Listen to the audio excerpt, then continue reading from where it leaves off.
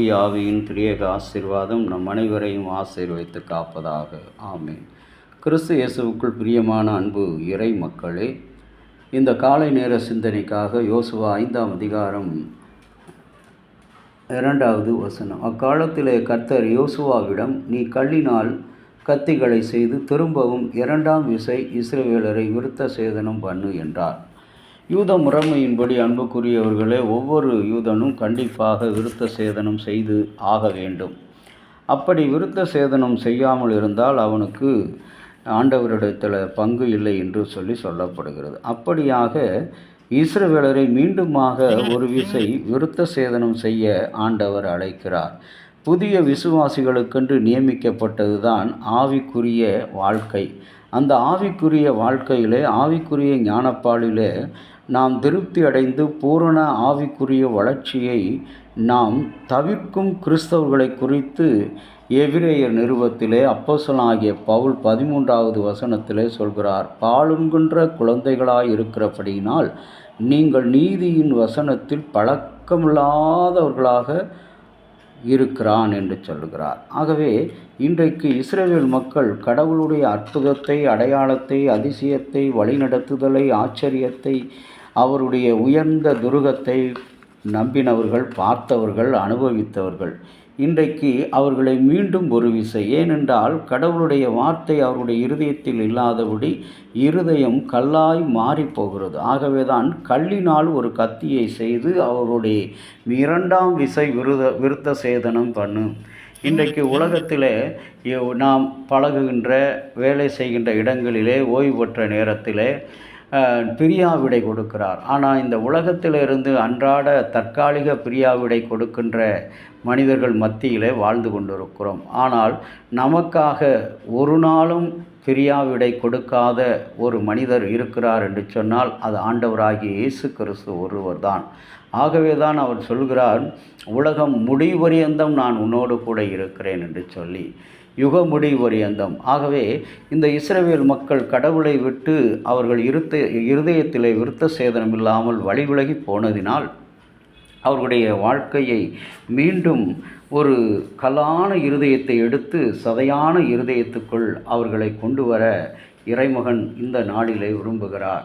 ஆகவே அன்புக்குரிய இறை மக்களே, நீங்களும் நானும் கடவுளுடைய பாதையிலே, கடவுளுடைய வாழ்க்கையிலே, அனுபவத்திலே நடக்கும்போது நாம் என்ன செய்ய இருக்கிறோம் என்பதை கடவுள் தெளிவாக அறிந்திருக்கிறார். நாம் வழிவிலகி போகக்கூடிய சூழல்கள் வரும் பொழுதெல்லாம் நாம் அவரை பின்பற்றி கொள்ள வேண்டும். இன்றைக்கு காரல் மார்க்ஸினுடைய நினைவு தினம். ஒரு தத்துவ ஞானியாக, பொருளாதார நிபுணராக, சமூகவியல் அறிஞராக, அரசியல்வாதியாக, சிறந்த பத்திரிகை ஆசிரியராக, சோசலிச புரட்சியாளராக, சமூக பொருளாதார அனைத்திலும் சிறந்தவராக இருந்தவர் இப்பொழுது தற்போதைய பணி பற்றி அவர்கள் புரிந்து கொள்ளும் மூல ஆதாரத்துடன் என்ன செய்கின்றார், மானிட சமூகங்கள் தங்களை எவ்வாறு உற்பத்தியும் மறு உற்பத்தியும் செய்து கொள்கிறார்கள் என்கின்ற ஆய்வின் மூலமாக அறிவியல் பூர்வமாக அடிப்படை மானுட வரலாற்றை, வளர்ச்சியை புரிந்து கொள்ள முடியும் என்று சொல்லி வெளிச்சமிட்டு வெளிப்படுத்தின, வரலாற்றை வெளிப்படுத்தின ஒரு அறிவியலாக உயர்த்தினார் இந்த காரல் மார்க்ஸ்.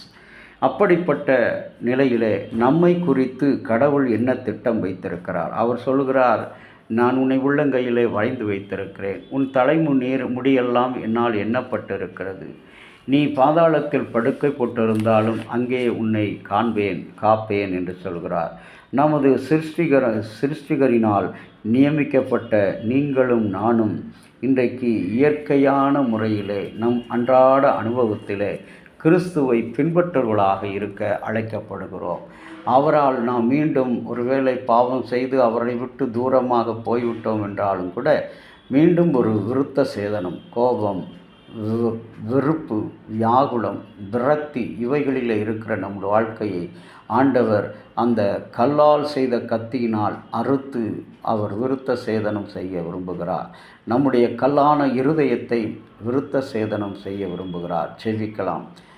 அன்புள்ள இயேசு சாமி, நீ மீண்டும் ஒரு விசை உங்கள் இருதயங்களை விருத்த சேதனம் செய்யுங்கள் என்று சொல்லி யோசுவாவுக்கு இஸ்ரவேல் மக்களை ஆண்டவரே அனுப்பினீர், மக்களிடம் அனுப்பினீர். அவ்விதமாக இந்த நாளிலும் அதே வார்த்தை, நாங்களும் உம்மை பிரிந்து அநேக காரியங்களில் பின்வாங்கி போனோம். எங்களை மன்னித்து எங்கள் பாவங்களையெல்லாம் மறந்து எங்களுடைய சாபங்களையெல்லாம் நீர் ஆண்டவரை அகற்றி போட்டு உம்முடைய ஆண்டவரே அந்த கலான வாழ்க்கையிலிருந்து எங்களை உம்முடைய சதைமிக்க வாழ்க்கையில், உம்முடைய சதையில் நாங்கள் பங்கெடுத்த நாங்கள் அந்த சதையான இருதயங்களை உடையவர்களாக இருக்க நீர் எங்களுக்கு துணை புரிந்தருளும். எங்கள் திருச்சபையினுடைய அத்தியட்சர், ஆலோசனை சங்க செயலர்கள், நிறுவனங்களில் இருக்கிற ஆலோசனை சங்க உறுப்பினர்கள் அனைவருக்கும் அந்த கல்லான இருதயங்கள் ஆண்டவரை இன்றைக்கு உம்முடைய கத்தியினால் சதையாக அவிருத்த சேதனம் செய்ய ஒவ்வொருவருக்கும் நீர் அனுக்கிரகம் செய்வீராக, ஒவ்வொருவரை மாற்றுவீராக. கர்த்தரை தொடர்ந்து தெய்வமாக இருந்து எங்களை வழிநடத்தும் இயேசுவின் நாமத்தில் வேண்டுகிற நல்ல பிதாவே, ஆமேன். தந்தையாகிய கடவுளின் அன்பும் மைந்தராகிய இயேசுவுடைய அருளும் பரிசுத்த ஆவியினுடைய நல்ல உறவும் பாதுகாப்பும் உங்கள் அனைவரோடு கூட இருப்பதாக. ஆமேன்.